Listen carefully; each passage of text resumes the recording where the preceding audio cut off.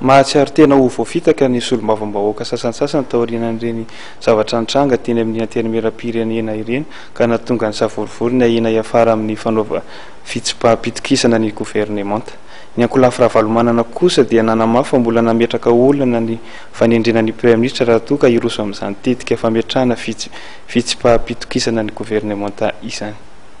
Tsy nafaly ireo solombavambahoaka sasatsasany teo anivon'ny antenimera-pirenena ny fandrirarana sy ny tsy fitazomana ny teny nomena nataona solombavambahoaka izay nitarika ireny savorivory ireny. Araka ny nambarana solombavambahoaka Mamangy Norbert izay voafidy tao Sambava dia nisy ny famitahana ary nisy ny fanodikodinana ny sain'izy ireo ary ilay mpitarika ny korotana indray ny lasa nanavy-tena teny amin'ny tompona andraikitra Isatsokajiny. Za mo somary gaga ihany nahita le zavatra nitranga tamin'ny herinandro iny satria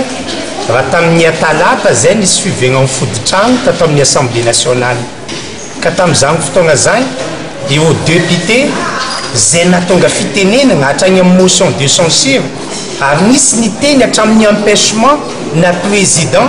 ary nampagnantegna fagnatiny voavolagna agnamia 480 député raha pitson'izigny efa nivadika sady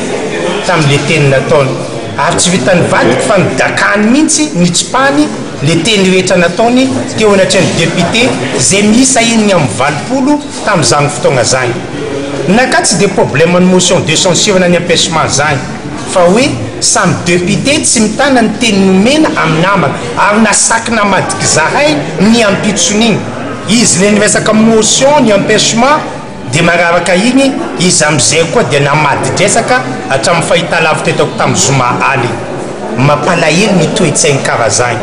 mangala baraka ny faritany nantsarana fiaviako eo anatrany député rehetrarehetra indrindra ihany koa karazagna manao fitaovagna ny solombavambahoaka amin'ny hevitry ny tiany ajoro ao agnatin'izay rehetrarehetra izay. Manoloana kosa ny fametrahana fitsipaham-pitokisana dia nampatsiahany avy ao amin'ny ankolafirahavalomanana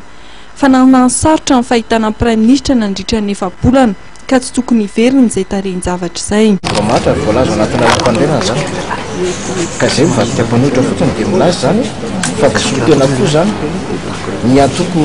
tima ao anatin'io groupe manao io rehefa mpanohitra zany dia afaka manohitra zay tiana ho toerina anatin'ny groupe manao toy amin'izay toerina député anay rehefa aty amin'ny session plénière fa tsisy hoe miala na tsy miala foto-kevitra joroa mampipetraka foana ary azadi fa nazavain'ny folo teo fa ny bromaharitra aloha mamora vola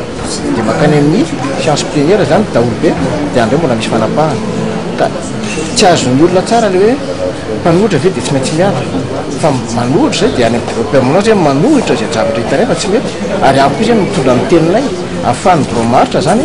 mametraka rehefa manangatavana rehefa voatsangana zany ny tana mpanohitra ny bromaharitra rehefa manohitra zay. Mariana fa samy niaiky ireto solombavambahoaka ireto fa tsy nisy ny antery nandavan'izy ireo firisona tamin'ny fitsipaham-pitokisana izay niarahan'izy ireo tamin'ny solombavambahoaka miisa 9.